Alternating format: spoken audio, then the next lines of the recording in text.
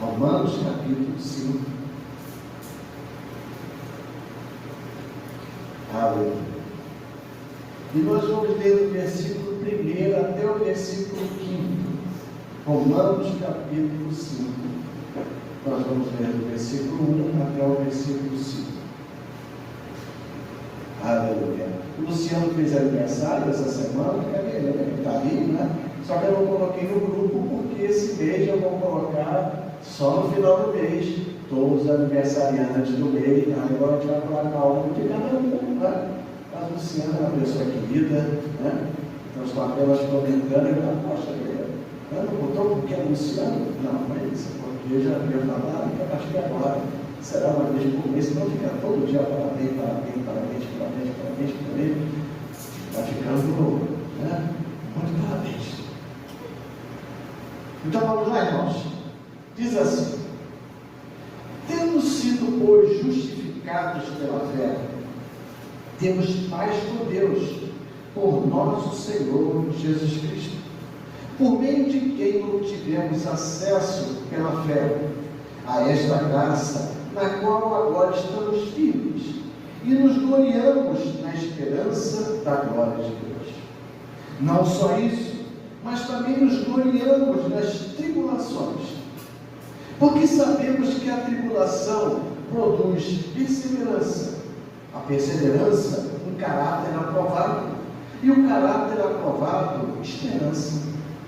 E a esperança não nos decepciona, porque Deus derramou o seu amor em nossos corações por meio do Espírito Santo que Ele nos concedeu.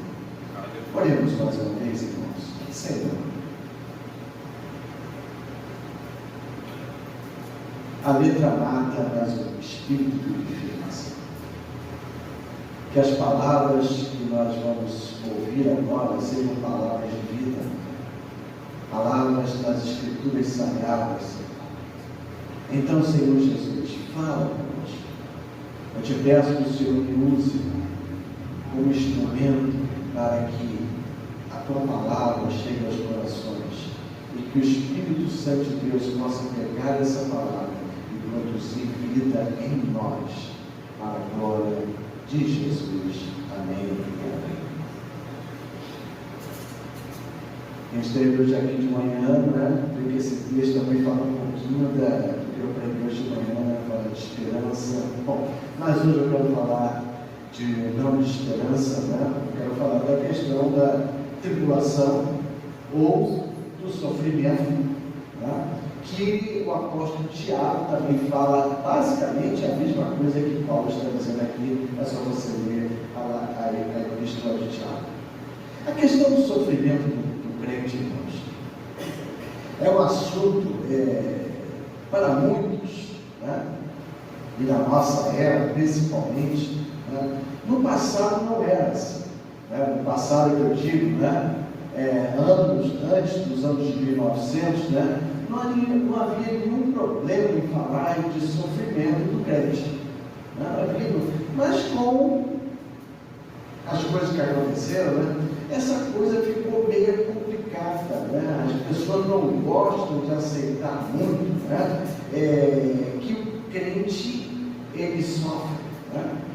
Porque se você olhar, não é crítica, é uma constatação, né? Se você pegar a sua televisão, né, e colocar em programas evangélicos, se você pegar o seu rádio e colocar em algumas rádios evangélicas, você vai ver que o que eu estou falando é uma realidade, né? Ou seja, o sofrimento, né, ele é tido como uma coisa do diabo.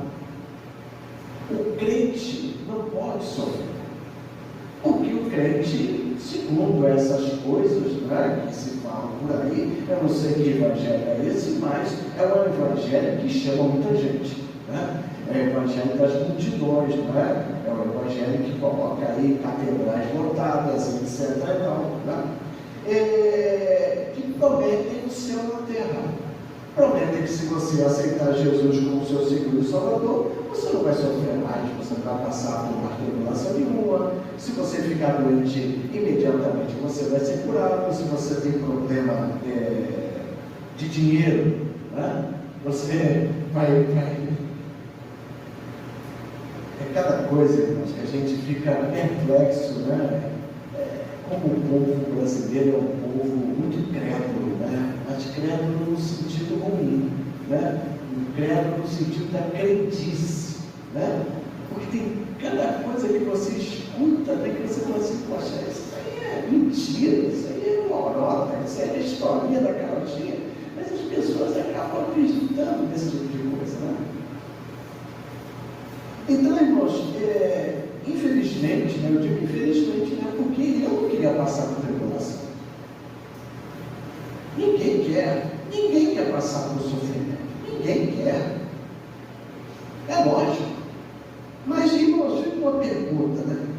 Como seria o povo de Deus se após a sua conversão, né? Isso que as pessoas, que essa bolha diz, né?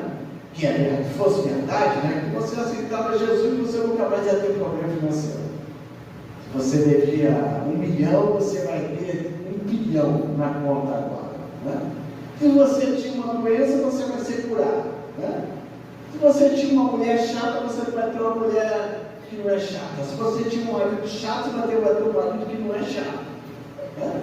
Você vai ter tudo aquilo, né? Como nós seríamos, irmãos? Dá para imaginar como nós seríamos, né? Se isso fosse uma realidade. Se a gente for para a Bíblia, porque a Bíblia é o nosso manual, né? Se nós não examinarmos a Bíblia, nós vamos ter um certo parâmetro de como nós seremos. Você se lembra do faraó no Egito? Quando começou as pragas, ele começou a ignorar aquilo ali, né? Até porque os magos, né, começaram a fazer a mesma coisa, né? O sangue na água. Chegou o momento que os magos não conseguiram mais reproduzir, né, aquilo que estava acontecendo. Então chegou em uma certas coisas que o faraó assim falava para Moisés: Moisés,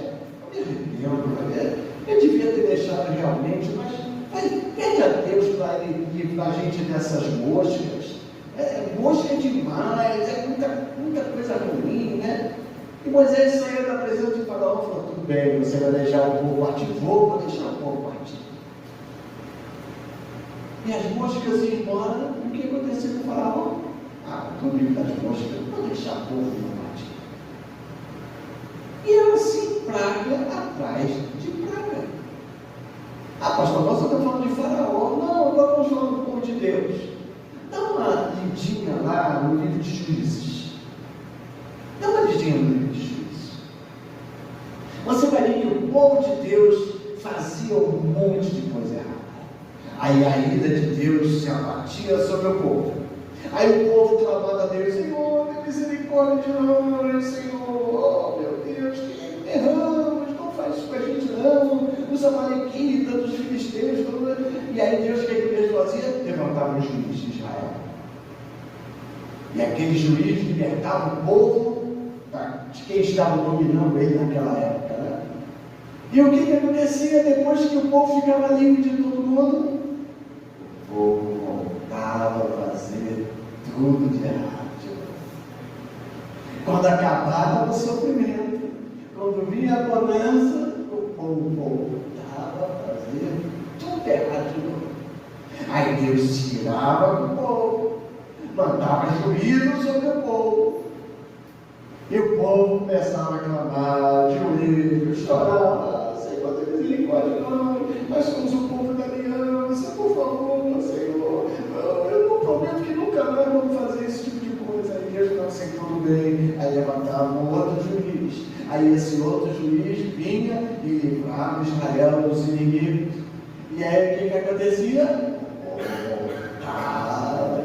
Agora estamos livres, agora acabou esse inimigo, né? Era assim, irmãos, que nós viveríamos. É assim que as crianças vivem, é assim que as pessoas do mundo vivem. Quando alguma coisa ruim acontece, aí Aí quando passa a dor, volta a fazer tudo errado. Quando começou essa pandemia, né? Acabou a pandemia, naquele tempo, mas quando começou a pandemia, falaram, como é que vai ser a igreja depois da pandemia? E lá no lugar que a gente estava, né, do outro lado da Costa Rica, eu falei, a igreja vai ficar pior do que está. Não porque eu sou profeta, Deus me deu uma revelação. Não, olhando para a Bíblia, olhando para a história da igreja, que sempre foi assim. Quando aconteceu o 11 de setembro lá nos Estados Unidos, há anos atrás, as igrejas ficaram lotadas, lá na América do Norte. Depois o povo foi esquecendo tudo. Então, irmãos, deixa eu te dizer como nós seríamos se não tivéssemos lutas, se não tivéssemos tribulações, se não tivéssemos essa palavra chata, sofrimento, nós seríamos ingratos, nós seríamos soberbos, nós seríamos pessoas sem compaixão. A pessoa gerando às vezes com o nariz empinadinho, a pessoa, se você nunca ficasse doente, ou ficava doente, era curada imediatamente. A pessoa, se você a tua conta bancária fosse recheada, se a tua conta bancária fosse recheada, talvez a sua audiência aqui na igreja, né, ou nas outras igrejas, fosse escasseando, porque você tem que viajar muito, né, tem que aproveitar bastante, não é isso? É assim, irmãos, não adianta a gente enfrentar o pavão, não adianta a gente botar uma auréola de santidade em nós, né? Porque nós somos também humanos. E Deus nos conhece, irmãos. Deus nos conhece. Então, irmãos, se nós não tivéssemos de lutar, seríamos fracos. Se nós não tivéssemos desafios, seríamos pesos. Veja o retrato dessa geração que está aí. Veja o retrato dessa geração. É uma geração que não aguenta nada. Uma geração, né? O pessoal fala que é a geração Nutella, né? Uma geração que não aguenta nada. Por quê? Porque é uma geração que foi criada e que está sendo criada, a próxima geração, né? Não faz isso, não toca nele, não bate, não reprime, não faz isso aqui, não sei mais o que lá.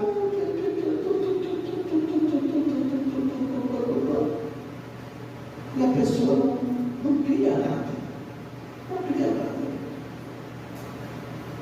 Então, irmãos, Paulo, nesse texto aqui, ele fala, né, que nós devemos nos gloriar, né, em Cristo Jesus, né, na esperança da graça. Ele começa, né, versículo capítulo 5, né, tendo sido, pois, justificados pela fé, temos paz com Deus, por nosso Senhor Jesus Cristo, por meio de quem obtemos acesso pela fé a esta graça, na qual agora estamos firmes e nos gloriamos na esperança da glória de Deus.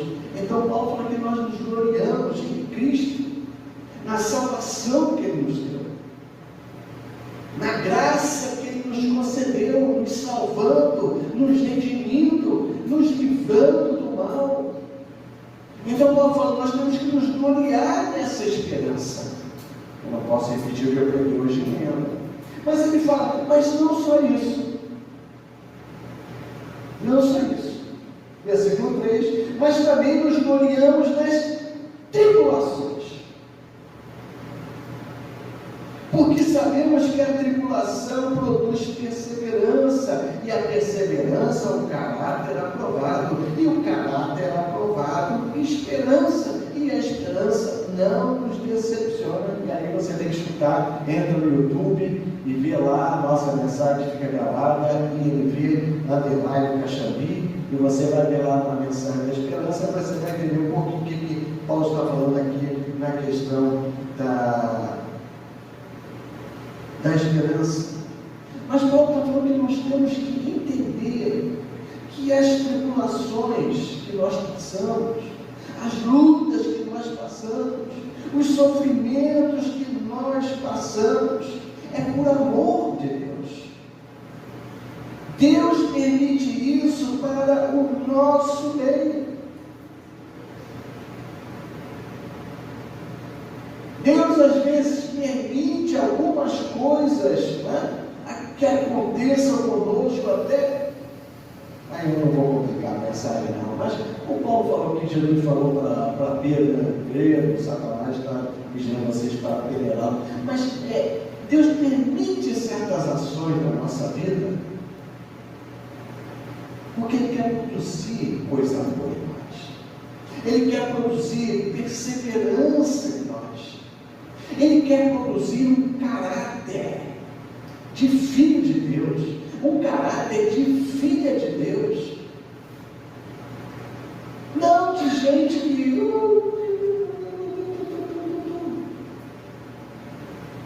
irmãos, o sofrimento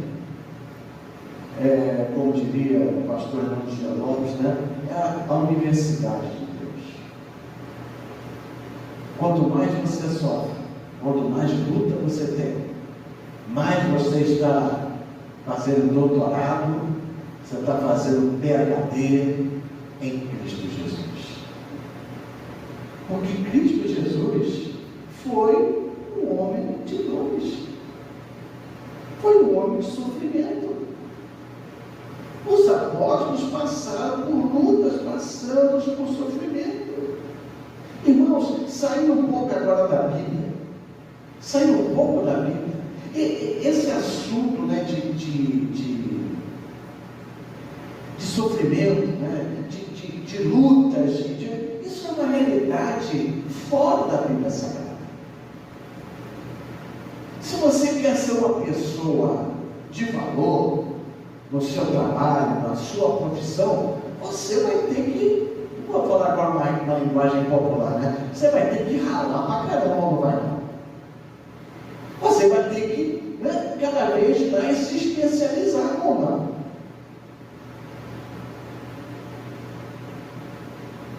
Cada vez você vai ter que, né, estudar, se você seja uma pessoa de nível altíssimo técnico, ou que não seja, mas as coisas vão evoluindo. E você precisa estar se aprimorando. Isso exige o quê? Esforço. Existe luta. Às vezes tem certas coisas, irmão, que a gente escuta, né? É chato, é difícil de falar, porque vai no sofrimento de uma outra pessoa e tudo mais. Né? Por exemplo, as tropas de elite do exército, ou da marinha, ou da aeronáutica, o que for. Como é que vai ser se essas tropas de elite não forem submetidas, né, a um treinamento rigorosíssimo? Não precisa ser o exército, nem a aeronáutica, nem as forças armadas, as tropas aqui no Rio de Janeiro, da PM, da Civil. Não faz coisa não, porque esse treinamento é muito puxado. Isso aí é contra os direitos humanos, é contra isso aqui. Então como é que vai ser? Aí acontece às vezes alguma coisa, né?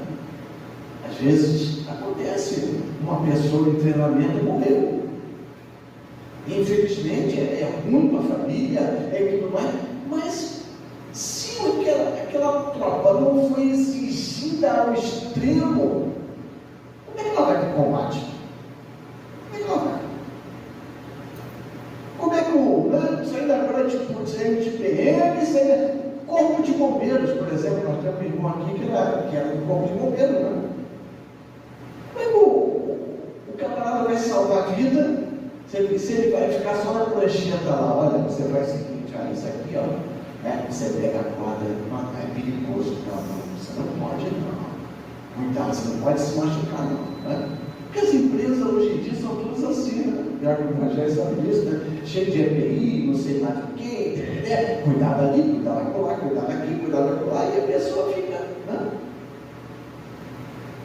Mas na vida é necessário luta. Se a gente quer, né? Os esquadrões, isso aí não posso falar que sabe, né? Os esquadrões da Força Americana, né, de elite, eles não treinam com bala de borracha. O treinamento deles é com bala real.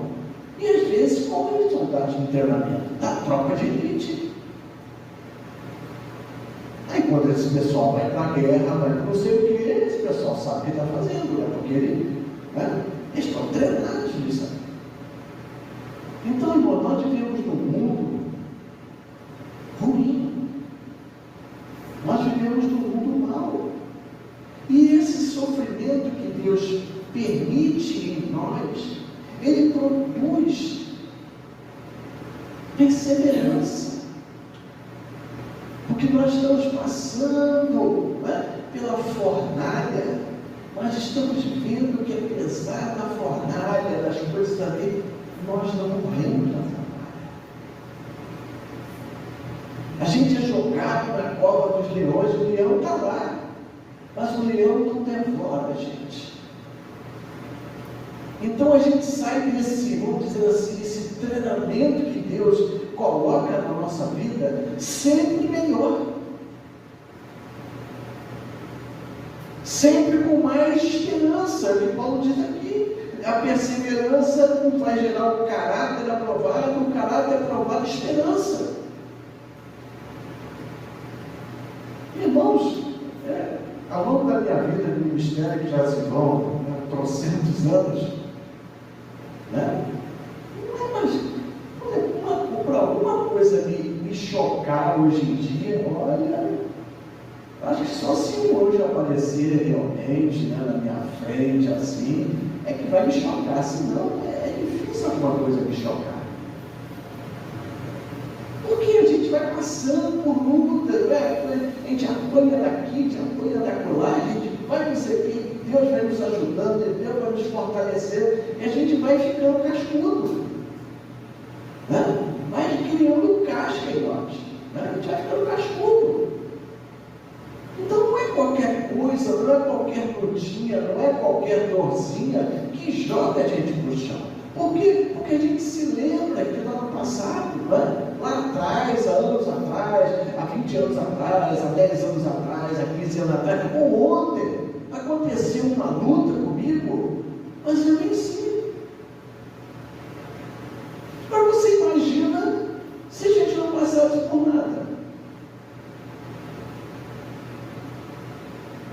Hoje qualquer coisa olha, João Guilherme escolheu engenharia elétrica, né? Seguir o pai dele, né? Mas devia ter escolhido psicologia, né? Ia ficar rico, né? Porque agora tudo é psicologia, nada contra os psicólogos.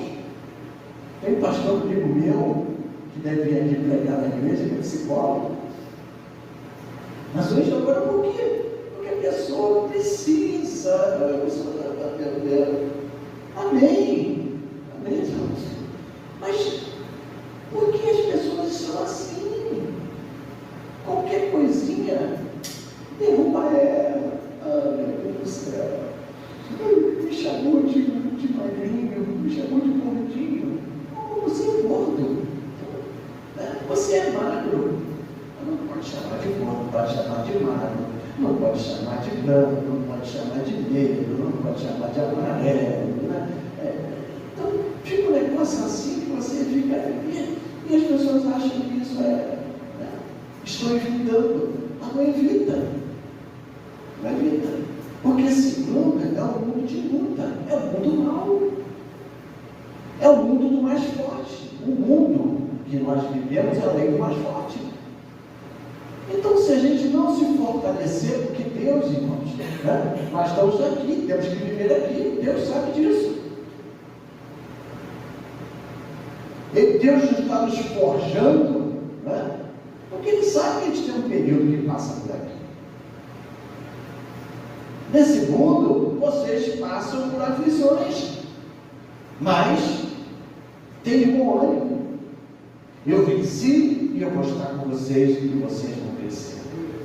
Mas vamos passar por aflições. Eu vou estar com vocês, vou estar junto. Né? Lá na fornalha, Jesus estava, mas o pessoal estava dentro da fornalha. Jesus não livrou de na fornalha. E é assim que ele faz conosco, irmãos.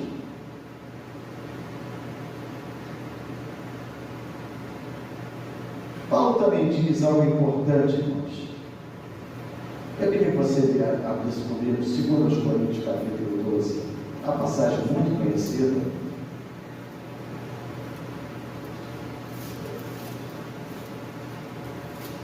2 Coríntios, capítulo 12. Versículo 7. O apóstolo São Paulo diz assim: para impedir que eu me exaltasse por causa das grandezas dessas revelações, foi-me dado um espinho na carne, um mensageiro de Satanás, para me atormentar. 3 vezes roguei ao Senhor que tirasse de mim, mas ele me disse: minha graça é suficiente para você, pois o meu poder se aperfeiçoa na fraqueza. Portanto, eu me gloriarei ainda mais alegremente em minhas fraquezas, para que o poder de Cristo repouse em mim. Por isso, por amor de Cristo, regozijo-me nas fraquezas, nos insultos, nas necessidades, nas perseguições, nas angústias, pois quando sou fraco, é ali que eu sou forte. Paulo aprendeu diretamente de Deus que esse sofrimento que Deus impôs a ele, que nós ninguém sabe o que é, se era uma doença, alguma coisa bem ruim, né?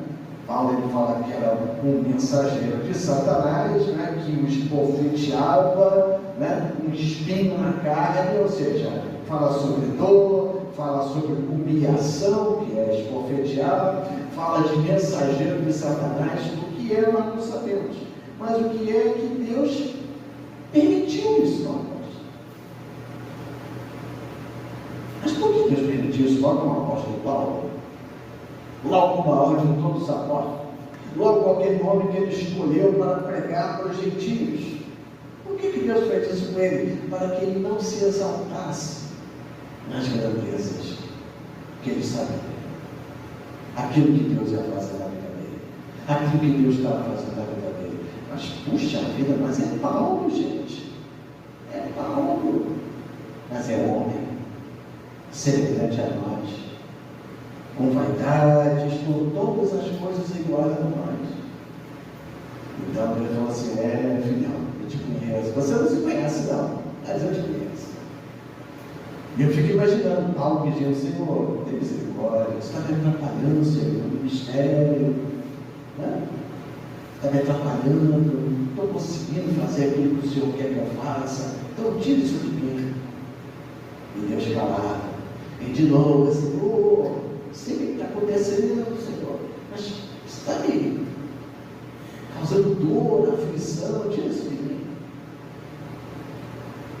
Não sei quantas vezes, porque eu creio que esse número 3, essas 3 vezes aqui pode ser, né, como o hebraico trata, né, de repetições, mas várias vezes. Chegou um momento que Deus falou para Paulo: filhão, olha só, chega, tá? Chega, porque eu não vou te tirar esse espinho da carne, porque você não está entendendo. Porque quando você é pequeno, é que você é bem somente. Quando você é fraco, é que você vai buscar em mim a sua fortaleza. Irmãos, eu me lembro, irmãos, na época da pandemia, ninguém perdia uma live. Todo mundo estava lá. A pandemia comendo solta, né? Morrendo gente a dessa, né? Senhor, não sei o quê. Acabou a pandemia. A Rede Globo parou de botar as mortes e tudo mais, aí caiu no esquecimento. É assim, irmãos. Quanto mais nós dependemos de Deus, mais perto de Deus nós estamos. E só tem essa forma. Só tem essa forma. Não tem outra. Não tem outra. Não tem outra. Porque nós somos assim. Nós somos cabeça dura. E Deus nos formou. Ele sabe exatamente como nós somos. Nós somos cabeça dura. Então Deus nos tem um amor dele, perto dele. Permitindo uma coisa ali, permitindo outra coisa aqui, e sempre nos dando os livramentos da nossa. Aí deixa de chorar uma noite toda, né? Aí pela manhã, ele fala, agora acabou, filho. Você chora uma noite toda, né? O choro vai durar uma noite, mas a alegria vem pela manhã. Então, irmãos, quanto mais pequenos nós somos diante de Deus, maior Ele é. Quanto mais poderosos nós somos, menor é Deus. Para que eu preciso de Deus? Para que? Está tudo bem comigo? Talvez esse seja o segredo, irmão. Se você lembrar lá de Filipenses, né? Não sabe ler sua Bíblia, não, né? Que Paulo fala aos Filipenses que ele encontrou o segredo de viver contente em toda e qualquer situação. Encontrou esse segredo? Mas caramba, podia ter falado para a gente onde é que ele encontrou, né? Mas eu acho que foi aqui, gente. Eu acho que ele encontrou esse segredo aqui em 2 Coríntios capítulo 12. Onde ele teve que aprender, né, a depender só de Deus. Então ele fala, olha, eu aprendi o segredo. Está contente em toda e qualquer circunstância. Eu estou contente com muito, estou contente com pouco. Estou contente com saúde, estou contente com enfermidade. Estou contente sempre. Porque sei que Deus sempre está comigo. Meu irmão, minha irmã, Deus sempre está com você. Sempre. Seja numa enfermidade ou não, seja em qualquer circunstância, Deus está contigo. Deus está trabalhando na sua vida. Deus está te forjando. A graça de Deus vai te sustentar para que você não viva segundo as circunstâncias, mas que você viva segundo o sacrifício de Jesus na cruz do Calvário da sua vida. Como eu falei hoje de manhã, irmãos, se você viver pelas circunstâncias, né, você vai perder todas as esperanças. Se você viver confiando em pessoas, você vai perder todas as suas esperanças. Mas se você viver pela fé em Cristo Jesus, você pode ter certeza que Deus vai te sustentar sempre. Sempre. Sempre. Sempre. E que aquilo que está passando não vai acontecer com você. Quando você olha para trás. Eu sei que recém-convertido é difícil, né? Mas aqui, quem tem mais de 10 anos de convertido aqui? Mais de 10 anos? Então, por mais de 10 anos de convertido, né? Quando você olha para trás, né? Você não vê que a sua fé ficou maior diante das lutas que você passou? A sua fé ficou muito maior. Muito maior. Muito maior. Porque você já passou por desafios. Você já vai lá. Já passei por isso aí, agora isso é moleza. Mamão com açúcar. Isso aí é tipo de letra. Né? Que isso não sirva para a gente menosprezar o sofrimento do irmão. Nem daí. Né? Às vezes a gente ouve, né? Às vezes eu ouvo, né? Porque a dor do irmão é a dor do irmão. Né? Então, se a unha encravada do irmão é difícil para ele, né? E não é difícil para você, a gente tem que suportar o nosso irmão em amor, né? Em carinho, né? E respeitar que a unha encravada dele está dando uma dor de cabeça danada para ele. Né? Mas para nós que já passamos por várias unhas encravadas, né? Que já cortamos o dedão do pé, né? Que já saiu sangue, aquilo para nós já não é mais nada. Aquilo para nós não é mais nada. É isso que Paulo está falando aqui. Que essa luta, essa tribulação, esse sofrimento produz perseverança, produz um caráter aprovado, porque apesar das lutas a gente não larga Deus, apesar dos sofrimentos a gente está com o Senhor Jesus Cristo. Aleluia. Então, irmãos, viver pela fé é como Paulo fala, né? É ter sempre esperança do que vai vir, do que vai acontecer, o que o Senhor Jesus está acontecendo. Queria que você colocasse a sua cabeça, por favor.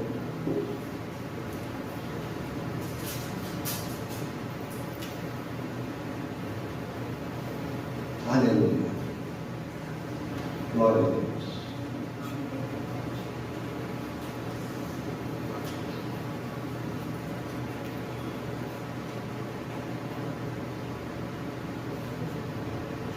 Aleluia.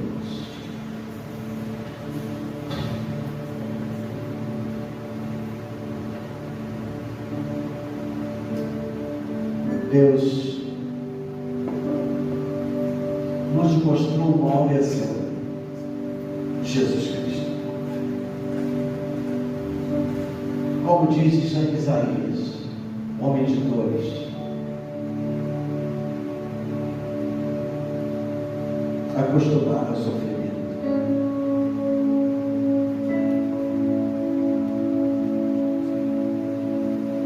Esse mundo é um mundo mau, irmãos. Nunca vai melhorar. Nunca vai melhorar. Só vai piorar.